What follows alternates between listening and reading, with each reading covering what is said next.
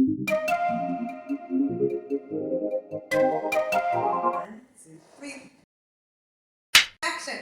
Okay, welcome everyone to the Bridge Podcast, the first episode. My name is Kayla. I am Candace, Kayla's mom. I'm Kenisha. And this podcast is where we'll be bridging the gap between parents and their teens. So, what are we going to be talking about today? So, today we are talking about hoodies. Specifically, hoodies in the summertime. This topic came about because I started recognizing last summer a lot of youth who were wearing hoodies in the extreme hot weather. I'm talking about 80 degrees, 90 degrees, where I'm dying in a sleeveless shirt, and I'm seeing teens in hoodies, and I just couldn't understand why that was happening. And I thought I was bugging, like, oh, maybe I'm just like reading into it too much, until I saw a Facebook post. And on the Facebook post, the person said the same thing I was thinking, like, what's up with all these kids wearing these hoodies? And I'm like, great, I'm not bugging. So what is up with it? So I turned to my eldest daughter, Kayla, to ask, Kayla, why do you think this is going on? In addition to speaking to Kayla, I looked through the Facebook comments, and I saw there was a teacher on there, and she made a comment explaining that her students also deal with this, and they've told her about it, and it's something called body dysmorphia. It's supposedly a disorder where people who have insecurities about their bodies will do anything to cover it up, including wearing very hot clothing in warm temperatures. So I thought that was very deep on many levels. I also felt a direct connection to it because there were some times when Kayla was walking out of the house in the summertime with long sleeves or hoodies also, or just all the time. yeah, right? Like, or just clothing that didn't make sense for the weather. And myself as a parent, I was not thinking anywhere near, the lines of, oh, wow, she's going through something, or, she's ashamed of a certain part of her. My thinking was just like, you're bugging, go back in the room and change your clothes. Like, and that's it, and that's what I expected, and that's what happened. But the actions did repeat itself, and I just didn't have any understanding of it. So with me finding out that this was an actual thing, and of course not even just youth, like anybody can have this type of feeling about themselves. But it was puzzling to me and alarming to me because it's hard for me to, I associate that with homeless people. And when you see homeless people in any type of weather, specifically when it's really warm, wearing all their layers, right? But I have an understanding of that because from what I know, they do this because, one, they're hoarding, right? The little belongings that they have. And they have adjusted, due to being homeless and being outside as a homeless person, they've adjusted to the weather and whatever. So they've mentally adjusted because they have to in their minds.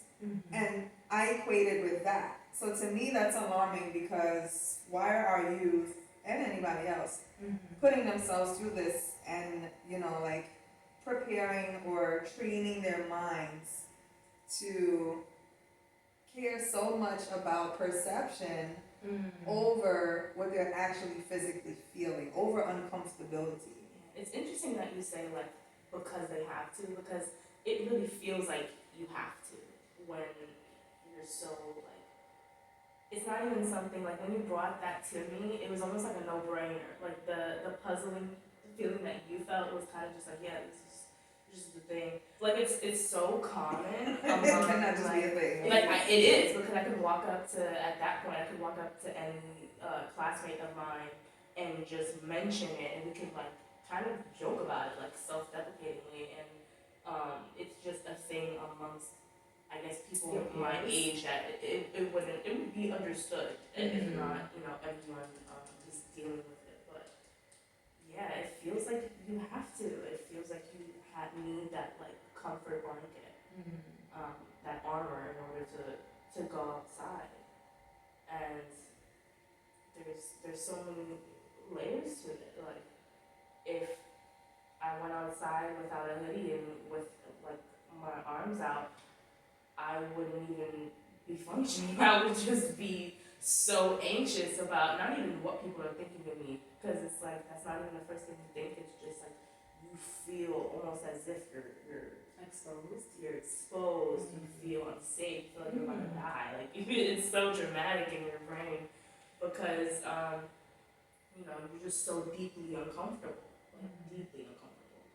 So That's interesting, but piggybacking off what Candace said, in the sense of like homelessness and how they literally have everything they own on. When she stated that, it just made me think about that security, that safety.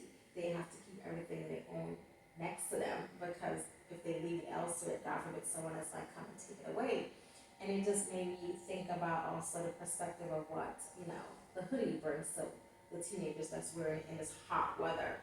It's like, from research, it connects to some kind of security, some kind of safety, like you said, like less exposure, it's more comfort. But also that hoodie could possibly align with this concept of a weighted blanket. And when you think about what a weighted blanket does, it brings that comfort, that security. it eases anxiety, right? Right? Yeah. Right. Yeah. I mean, it can help with Good to know, right? Yeah, it can definitely. Yeah. Literally, it's on my list. Seriously, yeah, it can help calm down Yeah. if you're anxious or if you're hyperactive or the other end of the spectrum, like if you're a person with autism per se, Right. that could really help bring that comfort or just knowing that this is next to you to help you to be at peace or whatever the case might be. So it's just like interesting when reading that and then when you stated what you said about the homelessness and then in connection to what you said. So yeah. And also, like, just the fashion of it. Like, you go into high school, and then, depending on the uniform situation, a hoodie is just, it's soft, so the actual, like, feeling of it, the texture is gonna comfort you. It's gonna remind you of a baby blanket, whatever. And it's like, you don't have to be afraid about what am I wearing, what aesthetic am I going for, because you just, there's so many YouTubers with merch, with hoodies, and hoodies that you can get out on the street, and hoodies you can get from Adidas, and, all of these cool kind of, the brands out there that like sell these cool things. brands. I have a bunch of Nike hoodies that are just like double lined and like just super good, but then there's that emotional, like, kind of attachment to it that's unhealthy. So where do you think that stems from? Because that's where I have a disconnect, like I have zero connection to that. So I'm trying to understand, like, if this is like a generational thing. If you're saying when you were in class, you'd be able to like look to any classmate and they can relate. Why? Why do you guys feel like that? Why? Because, okay, it's across all people. All people have some sort of childhood trauma or some sort of they all have something that they're dealing with, and when you're coming up, when you're a teenager, processing those things is always going to be hard. We're always going to be seeking comforts for one thing, and then it's expedited by social media in terms of body dysmorphia, because then you go online and we grew up online. I grew up with YouTube and Vine, and then going on to Instagram and then seeing photos and then learning about like, all the Photoshop bodies and all of that stuff, and you're seeing people that don't have the body that you do, but are getting all this praise and likes and follows and the dopamine, the whole thing with social media, it gets to teenagers, and we're all like, okay, I should have this body, I don't have this body, therefore, I should wear this hoodie to cover up my body, and it's not always that simple. Sometimes it's just like you find your flaws or whatever, like everyone feels insecure, but then when you're on social media, and you're seeing something that's praised, and it makes the insecurity so much more powerful, because you feel other people getting love, or love, whatever love feels like when it's alike, right? It's not real, but it feels real to us in our world, especially it's like Snapchat or something, or little things that come with like school, like the hierarchies and stuff, expedited by social media, and looks are a huge part of that. And so, But are you saying like the insecurities would still be there even if there was no social media? yes, but To the extent where you would still wear clothing? no. Not to that extent. Not to that extent, and I think that's where a bit of the disconnect is because social media makes it so that everything's out there. Everything's out there. So say like I grew up chubby, I grew up bigger than some of my other classmates. So, me knowing that and me seeing that, it's like, all right, whatever. But then you're on social media and you see like you're on Snapchat and this person is like in a bra and shorts and dancing or whatever, you're on Musically, and this person is, freaking Used to hand be thing. Musically a lot. That's why I said, Musically love before TikTok, Musically. right? So, and Musically and they're dancing and they're in shorts and their legs they don't look like mine, so I'm like, what's going on? And then hoodies is mainly like, especially like my chest was a huge thing. Like when I got when I went through puberty, I was just huge like, boobs. whoa.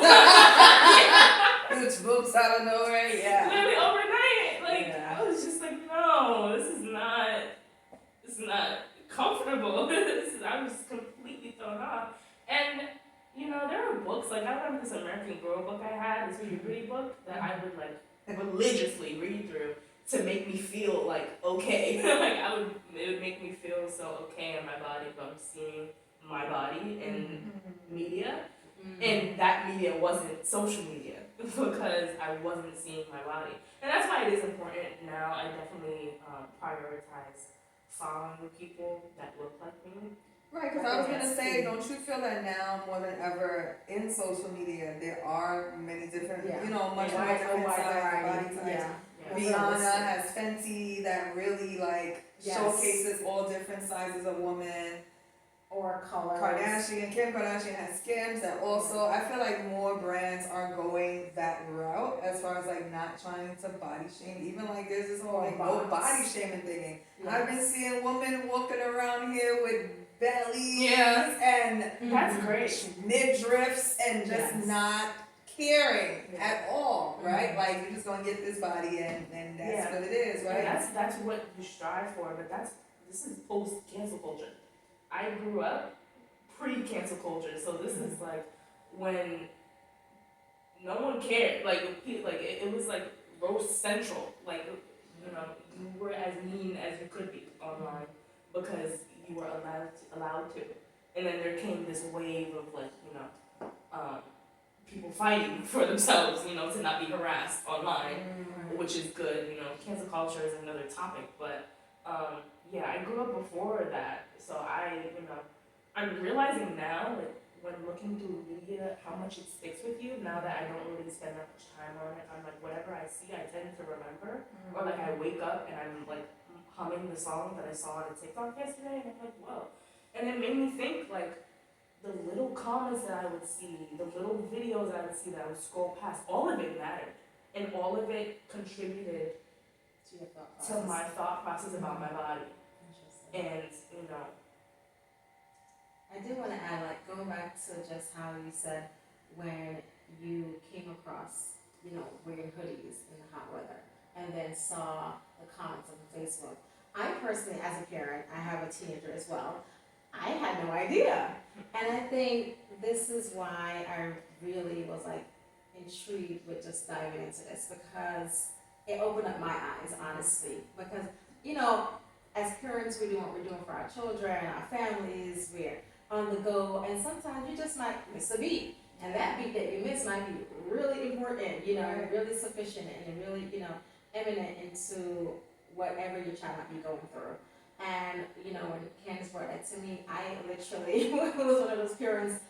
She's like, I don't know, tell Yeah, me more. right, like, hey girl, you don't know what to tell you because some shit going down out here. Like, seriously. I was in the dark, and I think this is why we're so excited to bring this to you guys, because other parents out there might be like myself that might miss the mark, and Yes. when you don't know, and then your child might be going through so many things. Granted, not every child that wears a hoodie outside might be going through something, but you just don't know, and by knowing, it helps you to probably like ask those questions Yeah. and get a better perspective on why they're doing what they're doing. Versus just like brushing it off, like, oh, they're just wearing it for quote unquote fashion, or it's the in Right, thing or to it's just wear. a thing. It's just a thing to wear. You know, because Yeah. my thing was, is this what the kids are doing now? You know, like that's how it's coming to you, right? Like, Right. is this the new thing now? 'Cause Yeah. what's the wave and why is it the wave? Right. You know, it's the wave, but not for a very good reason. Yeah. And it's like, it's good to know, even though even as a parent, knowing this information, it's still not as if I'm like, okay, now here's the solution, right? Yeah. Because Mm-hmm. there's no easy fix for that. That is when you have to dig deep and you have to get into the person and Mhm. understand the why of, like, you gave your reasoning, right? For Mhm. like, well, at least the outside reasoning for like Mhm. why you felt like that. Mm-hmm. But to me, there also has to be inner workings in place or not in place that allow those outside workings to have such a deep, Definitely. right? It's so deep. Yeah. That's why it's so like it's such a thing that it's like you don't even think about it. Like you think about when you brought to me like specifically in the hot weather, it's like you don't think about the fact that you're hot. Wow. Or that And you I know, don't or know people, how people somebody are could not think about the fact. That's mind blowing. I try not to think or about you the think fact that you're that I'm hot. hot. You think that you feel the sweat and you're like it doesn't even you don't even think about It doesn't taking it faze you. off. Like it Because I'm gonna tell you, if I have a chance to do this, Right. I'm doing it. yeah. So are you And- saying it becomes a part of your being, like it seems like it's like now a part of you that you can't separate? Because if you don't feel like you're hot, Right.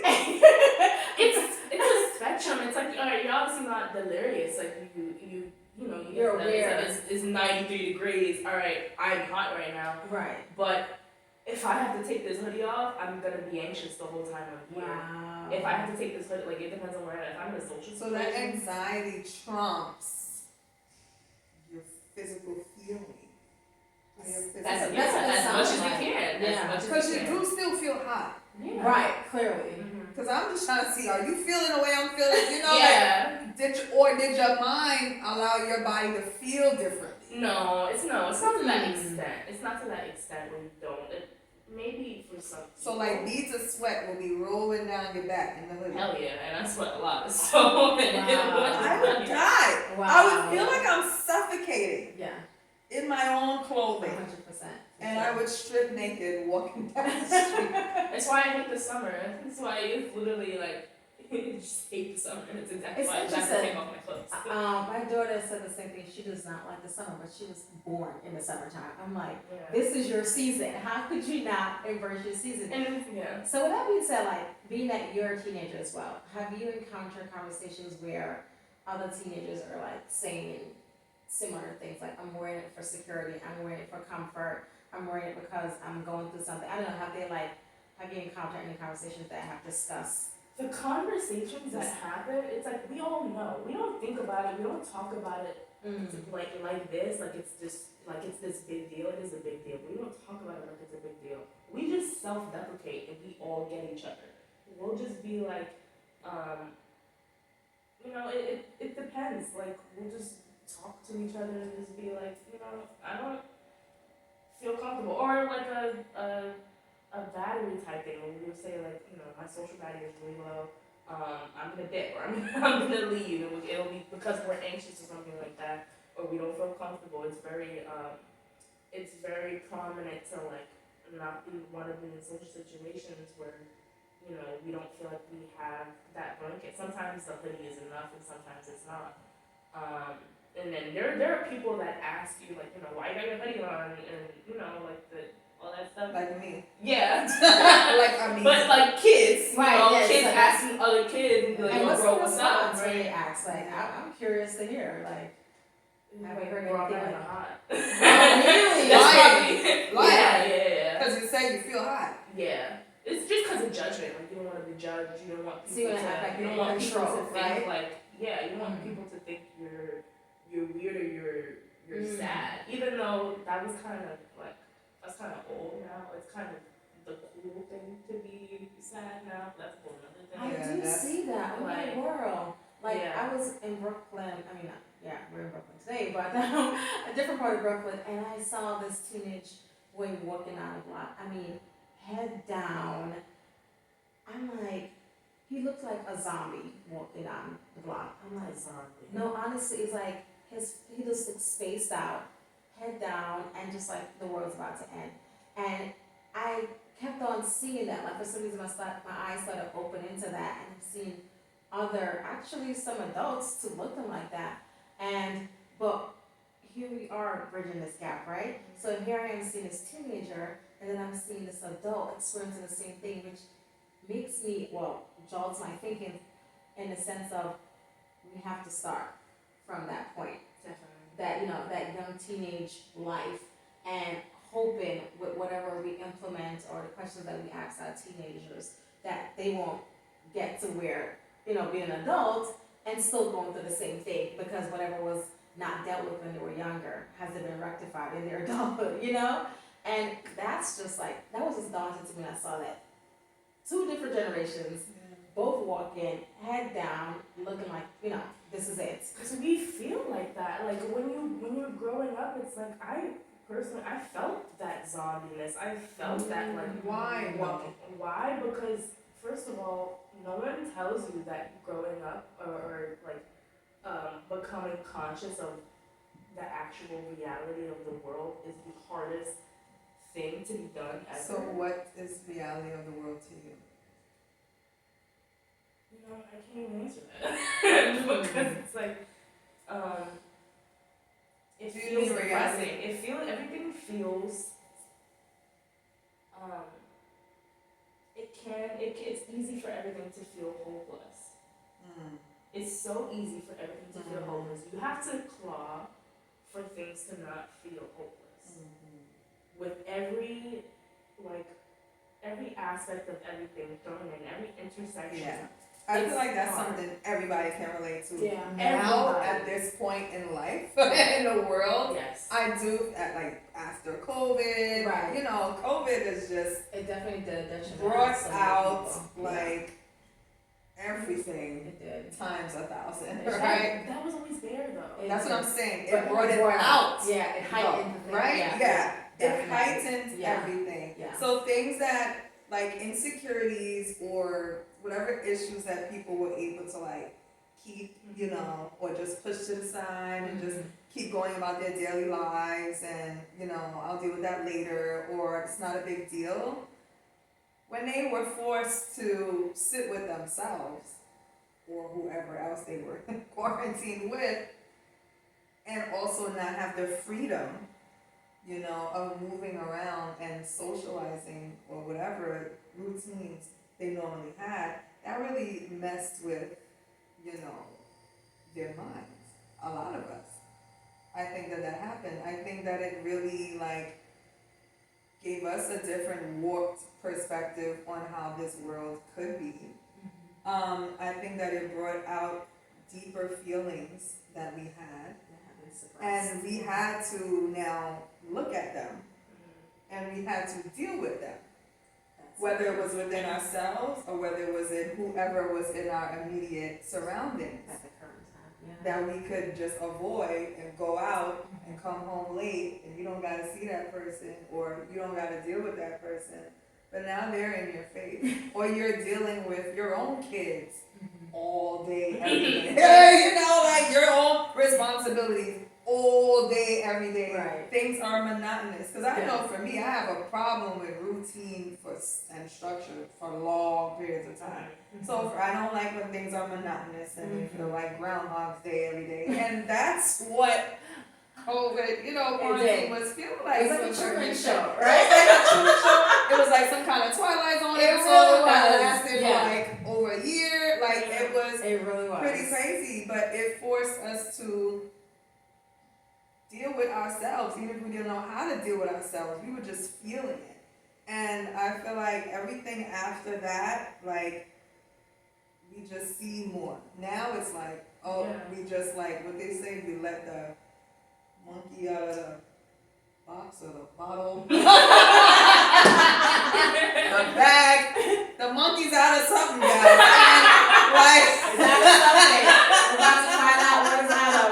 Oh, but you know, it's scary. it is. Yeah. And think about what you said about the pandemic. I was reading this article on the topic of like why teenagers are wearing hoodies, right? And so it was from a psychologist's perspective, and she was saying that, like you said, the pandemic brought out things even more, you know, and there's just so much, somewhat trauma afterwards, you know. That was probably there, but like we just said, kind of heightened, and people have to like face them, or they have a different perspective on life. Like we were just talking about earlier, it's kind of like, how can we get a schedule where our lives yes, are Lord. more flexible, Yes. where we can work smart, not extra hard, because I feel like not just us, but the whole world is like, listen, I'm putting, didn't Beyonce do a song like that? Quit your job. Like, okay, you know, make sure you have another one lined up. But, you know, you want to like be more like present, right? In like the most positive way. Because granted, when we were like stuck and there were curfew, we were definitely present, but were we really present? We were like, how and when is this curfew going to be over so we can get the heck out kind of thing? Yeah, You know, happened. But now at our leisure, now that stuff are somewhat more normal, it's like there's still stuff that we have to deal with. And with those teenagers, it's like, if they don't have the person in their lives, or parents like, you know, you have your mom, or I'm speaking to my daughter, like, so what's going on? If they don't have that in their lives, it's like, how are they dealing with it? If they don't have a, you know, go to a therapy session, how are they dealing with it? Who's there to help them, like, you know, have that outlet? Because just like when you go to the doctor for your yearly checkup, I'm seeing more and more how normal it should be, and more important to implement going to therapy, you know, because especially culturally, we're used to just brushing things under the rug. Oh, they're gonna grow out of it. It's just a thing and a phase that they're going through, but it might not be if it's not dealt with sooner than later, you know, so. That's the generational difference. It's like Gen Z, we're not suppressing anything. We're complaining. We're talking to each other. We're talking on the internet about everything that's going on in our lives and everything that's wrong and everything that we're feeling. Because that's how we cope. Social media is how we cope with things. And one thing that I know that I've brought up, and you get offended, is when I say resiliency. When I mention that word and I say like, I get it. Like even after hearing Kayla's explanation and you know everybody's reasoning, it's like, all right, I get it. But Right. Here's the but, right? where's you guys' resiliency and also what have you guys even gone through to have you at such a anxious, depressive state? Now I do get when you said you grew up in a feeling of like just like a depressiveness, right? Well, what did you say exactly? You said something earlier that was like you just grew up feeling like you didn't understand Like something in about the that world. zombie You mode. said, yes, Yeah. zombie mode, Yeah. right? Mhm. So, but what contributed to that? That the reason I sort of like the reason it offends me is because it's not actions always. It's not events always for everyone that causes those feelings. It's not always that. It's not always a physical or such a So you thing. mean that energy for you growing up? Because I know, you know, everybody got an energy, right? Yeah. Every decade got energies, right? Sure. 80s had an energy, Oh yeah. 90s got a vibe, Mhm. 2000s, early 2000s got a vibe, Yeah. right? Can we agree on that? Like every like decade, there's different vibes. Sure. So you're saying like when you were born, the vibe, the energy that you were feeling was like not a bright one. Not at all. The energy is like I can't do this. It's like From the world. From the world, yeah. It's You can't do it. You can't live this life, or you can't conquer this task. What is it? Is it specific? It's everything. It's Okay. both of those things at the same time. It's like me procrastinating on an essay and me worrying about my place in the world and my purpose. Like it's those things, and everything between that. And it's like, the like resilience. I guess I associate it with just the suppressing, and I feel like Gen Z and me personally, I don't think that is the route, like the answer or the like I guess You the don't go think to. resiliency is a go-to? I think resiliency is not ignoring emotions or um, downplaying emotions as if they don't mean anything or like they're not justified. Because the first thing that I will always do is justify my or someone else's emotions, and no one can tell me that that is invalid. And I feel like Right, I agree. But we also talked about, I know one thing that I've mentioned before that I'm even learning, to do is, because we all have emotions, we all have feelings, they're gonna come. Right. But it's up to you as to how you let those affect you or attach to you, right? Because that's the thing that we often do. We say things like, I'm depressed, Sure. or I'm, happy, or I'm sad. But really, like, it's a feeling that you're experiencing, and no feeling is consistent. No feeling is everlasting, right? Feelings change, emotions change. So it's like, but the wording or what you tell yourself is what makes it stick. So like when you put this label on yourself, like I'm this, then you are that, right? Sure. Because you're choosing to embody whatever you say you are. But if you're saying like, well, right now I'm feeling this, but you're not associating that feeling as being attached to you, right? It's something you're experiencing. You might be trying to breathe through it. You might be trying to meditate. You might just want to sleep, whatever it is. But also knowing that, having the understanding that this is not going to last. Like the whole like, and this too shall pass type of thing. Yeah. Like living in that though, right? Because that's a practice. And that doesn't just happen and just come. Like that's something that you have to consider and really put into practice so that it becomes a part of your being. Because, it's as you get older and you do try to implement and practice these things, it becomes easier. But yeah, initially, like, if something makes you hot, you just hot, right? You just have an angry outburst. But after some regretful times of having an outburst, you're gonna say, shit, I gotta figure out something to stop, having these outbursts, because I know I'm gonna do it. Yeah. And I know the feeling, that hotness I feel inside of me when it's about to come. Right. So now I know To when build I up. feel that, maybe I need to go for a walk. Or Yeah. maybe I need to do X, Y, and Z. Right. Or maybe I just know I need to hold my tongue because what I'm about to say I don't really mean. Like, you get to know yourself, but also understand that there's been many of these situations and there's always an after where I'm not still feeling the same. Right. So it's like knowing that, okay, I'm feeling this now, but I know that tomorrow or whenever I'm not going to be feeling There's this always way. after. Right, there's always an after. And I think if you learn to, in the moment, talk to yourself and tell yourself, like really have that understanding, right? Because I also feel like sometimes we say like a lot of things, we got sayings and we can tell everybody all the advice and all this, time. and we never live it for ourselves. Yeah. So, and I'll talk to you about this too, like, you got all these books and all these resources around you for positivity, and it's great to read them. You might even remember a page of lines, but you have to actually practice it. Yeah.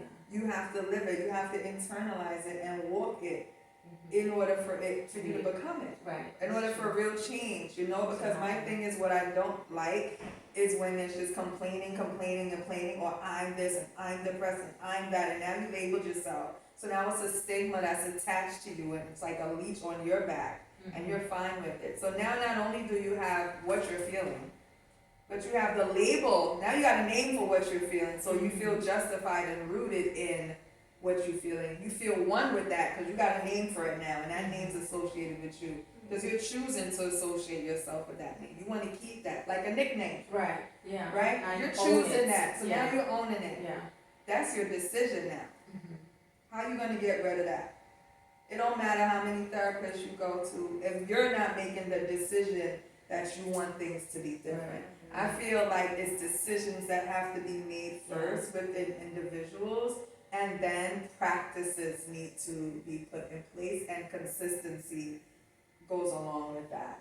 And I mean, no, none of this is quick, easy fix, right? Yeah. Not saying that it's Yeah, gonna start be the or conversation. should be, Yeah. but it's just like, it pains me and it makes me sad that I feel like sometimes youth, there's no like end of, light at the end of the tunnel for you sometimes. And for us, our age, we like, but y'all ain't been through nothing. You know, like, what's wrong? Why are you complaining? Why are you feeling like this? After all shit we've been through, and we still smiling, I and know. we still here. Yeah. So, like, it's interesting to understand your whys, because I do understand when an energy and a vibe is fucked up, it's fucked up. And it's fucked up to live through that. Right. Whenever or whatever that's caused that energy to be like that. So, you were born in 2004. I can kind of get it. Even though I still feel like it was happy times, but I can kind of, understand how. But I mean, also, I feel like these conversations are important because you should know that we've all felt like that also. 100%. We felt like strangers in this world, aliens in it, just not understanding our connection to this world. And I think that a lot of people, young, old, whatever, are feeling like that as well, like not having a connection to, or understanding the connection to the earth that we're living in, not understanding how we're all connected as human beings. Always gotta take it to a spiritual sense, but like, we're more than just physical beings here, right? And it's like, there's been so many things in this world, and then just everything that has been designed to like keep us misinformed, so that we're segregated and divided, and now we have these labels, so everybody's something different, where it's like we're actually all one and the same. And then that's where social media plays. And I was thinking about that. And it's the tool, right? Because I was thinking about when I first received my first cell phone, I think I was in my 20s. I'm just like, and then just think about what you said at the time that we grew up and your current time.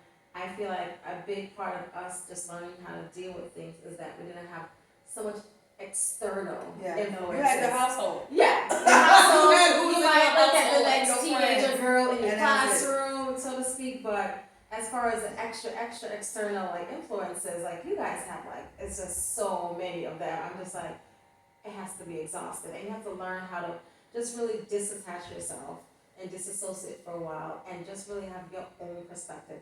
What makes you happy? What puts you in a good space? What puts you in a more positive mindset? And granted, what I've heard many times over as we go on social media, people's lives is portrayed. It's a snippet.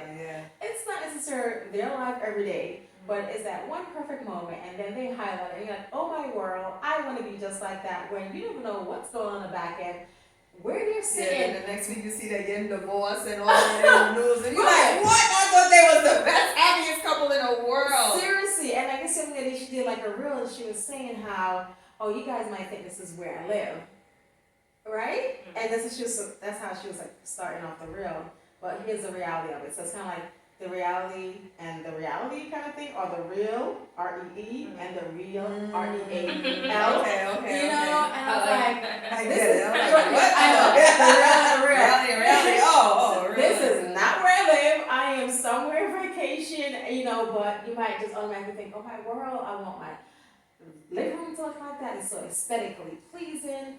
And it just goes back to like, with the hoodie, it's like, all right, finding things to give you comfort, that security, whatever the case might be, but just trying to find your own path and not try to get the comfort from those external influences, and really talking to people that you can relate with and connect with, yes. And I think this is really good as far as the conversation starting, because I personally don't think I've come across anyone talking about this topic. Granted, I read that article and so forth, but just to really put it out there so other parents could also see a different angle from like why the teenagers are doing stuff, and to start that conversation up. And help us to understand you guys and your mindset and, your outlook on things versus, how we looked at things. And it's not a bad thing, like our generation's better than the other one. Yes, to some degree, I do feel like we kind of grew up in a great era, because, I don't know, life was just life. It was just simple, nothing too overcomplicated. Granted, yes, there was some serious struggle, and when the struggle was real, it was real, but it helped us and shaped us into who we are. Right. That we can be resilient. Yeah. So that exactly. that makes you think like, what's That's why I'm resilience for you? And what was going on? Because I remember being young and feeling also what was happening in our time and feeling it deeply. So for me being young, it was like Rodney King, it was like, it was a lot of different racial things going on where I got to see, how black people were treated and how my family reacted, and we would watch the news, and there was the OJ court case trial that was on TV. Did you know about that? That was being like recorded, That was and I would watch it, snippets, and then I would hear my family, Reggie, like talk about it, and with their passion, and then even seeing when the verdict came, and the racial divide that happened at that time. It was deep. And it instilled a certain level of black pride within myself. Like, those type of things helped to form my identity and pride for me, right? Yes, I knew it was a sad situation, and it was a bit depressing to be living through that time and witnessing it. However, it helped to build my character.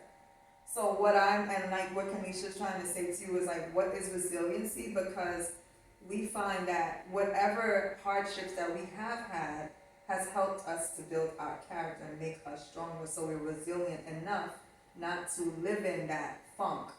So what is it about you guys what do you think, like, why didn't that happen? Or isn't that happening? I feel like there's no sense of pride, I guess, in such a deep way. I'm trying to think of character building things, and I can only think of media things. See, that's a problem. Right. That's where your mind would revert to. Yeah. And it's also there is no when it comes to resilience, at least in my perspective, it's just harder than die. It's not it doesn't feel it doesn't feel like what you said. Like you said, it's there's hardships, and then you get out of the funk. It's like, okay, but there's gonna be a next thing, and you're gonna be like, yeah, there's gonna be a next thing. You're gonna get over it, and I'm like, all right, next thing, and then next thing, and then next thing, and then next thing. Because the thing is that you're not thinking about what's in between the next thing, which is all the good things. All the you're not. Because like you said, you guys grew up, your life was really confined. We got too much of the world too soon. In such a deep way on multiple levels. Way too much of everything too soon. I agree with that 100%. So there's so much pressure. That's so true. That's so true. There's so much pressure. And then you pack that on. You pack the pressure. You pack on media. Yeah, because we just had cartoons up until we was No, like, we was playing in school until first grade, kindergarten. We still playing, taking naps on towels. Why are children looking at their own bodies now in this day and age? Why are iPad kids looking at the fat on their thighs? Right. There's way too much things that you shouldn't even be aware of, that you guys weren't aware of at that age that you now are. Yeah, and we did a lot of self-discovery. That's the thing. Right. Our body, Right. you at home, you whatever. It was just, we did a lot of self-discovery and socializing with our peers, playing outside, just things were more. Good luck to Gen X because they wasn't outside at all. Right. They was not outside at all. Outside, doing the double dutch, you know, the fire hydrant is on in the summertime. You having a Yeah, good this time. is when you did. Right. This is when the good We having a good vibes time came. on the Like, block. yeah, maybe somebody did get shot up the block, but hey, you know, like, seriously, like, we had a great day over here. We had ices, we had ice cream, we had, you know, We used to softy back then. You rocking out to say Will Smith song summer, summer, summer, Like, seriously. and having a good old time. Your parents drinking, like, you know, everybody gets to chill. Right. And just be free and easy. And it's like, you guys just never felt free and easy. Yeah, it's just like everything's always on display. But you made me think like we're giving the children, here's the phone from like yay high. And like you said, they're introduced to life so much more earlier than they should. Like in Kansas was saying, we're still playing with dolls, we're doing this, we're doing that. I mean, it's just, I think the most drama for me growing up was like, I want to go home and watch my soap operas. Yeah, I want Soap Channel 7 all day. All my loving, all my children, One Life to Live, General Hospital. Oh, that was We the got YouTube scandals. We got Logan Paul. And you see going that to drama Suicide versus Forest, this like- drama today is completely different drama. But then we have the Cosby Show that gave us a perspective on life lessons. You know, I mean, and then Yeah, of course, that's another thing too. How we got to see ourselves presented yes, in a positive light. yeah, In everything. Yeah. And y'all didn't get that. right. Oh That's my a gosh! disservice. And what's the other show that I used to love with Jada Pinkett? A Different World. Different World. Oh my gosh! Like those are like life lessons within those shows that we're like, okay. I mean, I'm like, I can't wait to go to college. It was gonna be like this. Everybody I'm in the like, HBCU right. representing. Yes, I'm like, now I was like, guess I'm not excited. Where's that excitement? You It's know what I like, mean? But it's all around. The Yeah. vibrations are increasingly yeah, decreasing. yes, Vibes are low. So what you're So saying, low. I get, because now I think it's felt by everyone. Mm-hmm. I think we've reached a point where vibrations are just not good at all on many levels. Like the music, the vibration is good. When we say vibrations, it's not just about the beat of the song, right? It's about the words, the lyrics that are being said and sung in these songs. Like, where's the love? Like, we Right. used to have, there was The love energy songs. flowing Like, Everything Yeah, that's being put out yeah. there for sure, and energy and vibes.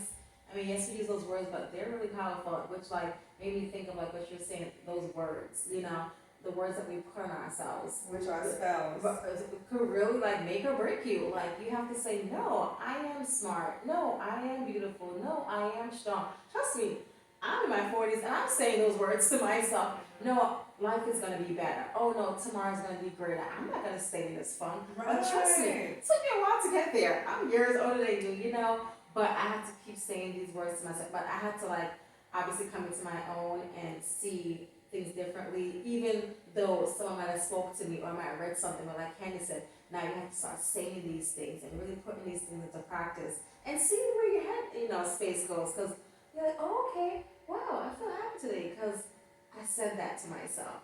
Oh, I have a different perspective today because I looked at things from a different Right. viewpoint. So, you know, you really have to, not you, but just young generation have to really put things into I practice. definitely agree with that. Like, that is, I think, just to close out the conversations, right? One thing that I want to take away from this conversation as, like, the teenager is to really pay attention to firstly what I'm intaking and then put into practice the kind of lessons and the cliches and the things that you hear that are truth. I think growing up, you learn that all of the cliches are just not cliche. And you need to prioritize those things, and the faster that you do that, the faster you'll feel better. And the faster you'll know. Some shine. Right, no, that's a Some good shine. one. That means you're on point. That's a I'm good feeling what you're one. saying. That's what this means. That's Okay, a so good one. Yeah, that's really what I take away from this. Like, we just have to practice. And then, you know, life is beautiful, finally. The That's light, nice. acknowledging. It's beautiful. Even when it's not. Yeah, acknowledging the light. and kind of tuning out the negativity, at least for a moment of time.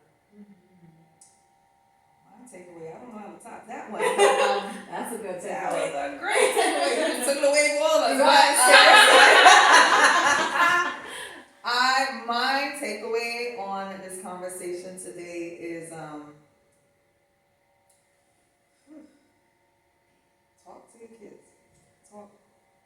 Listen to learn to provide wisdom.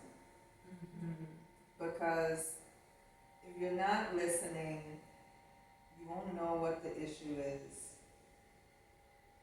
And if you know what the issue is, if you're listening to find out what the issue is, you can give your wisdom and your child can understand that they're not alone in this. And although you might not be able to see what they see or experience what they're experiencing in the exact same way, they can understand that you have at some point in some way felt as they have or something like it. And you can be the example of getting past that and provide words of wisdom, daily encouragement, whatever you need to let them know that they can get past that. It's like, hey, look at me.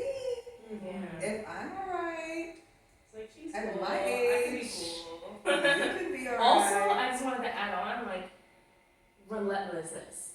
Like, that's a part of it. As a parent, just kind of, because I know, like, it took me years, literally, to be able to, even communicate everything Because she else. has a sleeveless shirt on right And look fabulous. Look fabulous. It's just relentlessness and understanding and talking. So yeah. Well, wow. I mean, you guys definitely gave amazing takeaways on the whole conversation. I could sit here and talk about now. this forever. It's just been, for me, such an eye-opener, honestly. And what comes to mind is not taking everything at face value, right? Like you see your teenager walking out with a sweater or things of that nature, but you haven't seen it once. You've seen it twice, 3, 4 times, multiple other times, especially like in the weather that we just discussed earlier, being hot, unbearable. But observe with an open mind, and just like I said, not taking it as face value, like just brushing it off, like, oh, they're just wearing it for fashion, they're just wearing it for this, they're wearing it for that. And after you've seen that, practice being done repetitively, now it's time to kind of reel it in, like, okay, have a conversation with your teenager, like what we're having here, like, open up that door for them to let them understand that you see them, you hear them indirectly before they even speak. Because when you're observing, you're taking in notes from what you're seeing, right? So you already have a conversation built up in your mind. And so when you come to them, you're going to come to them with an open mind and an open heart. And I think right here, this dynamic just really showed us, or showed me personally, like, you can relate to something I've gone through because I went through what you went through as a teenager. Your mom went through what she went through as a teenager. But we can still relate, even though, yes, there might be that generation there. Yeah. And then you can see for yourself as a teenager currently living in this time that, okay, my mom or her friend is not that far off, and these conversations can help build that understanding, build that bridge, We're like the light at the end of the tunnel. Right, But, honestly, we can be. But I would say conversations like this needs to get started in households across the board and just really open up the minds of other parents like myself who was in the dark, like, okay, why is she wearing a sweater out in this hot, temperature? I had no clue, just fashion. And that was what it was. So, yeah. But we are excited to really bring various topics to you guys based on just building this generational gap between, this generation, our generation, and really get a full understanding and a better and deeper perspective of what's happening. Granted, it's not going to be a 1, 2, 3 fix it, but it's just to really open that door and start building that bridge. Bridge the gap, y'all. Bridge the gap. Peace out. Thank you for listening. Yeah.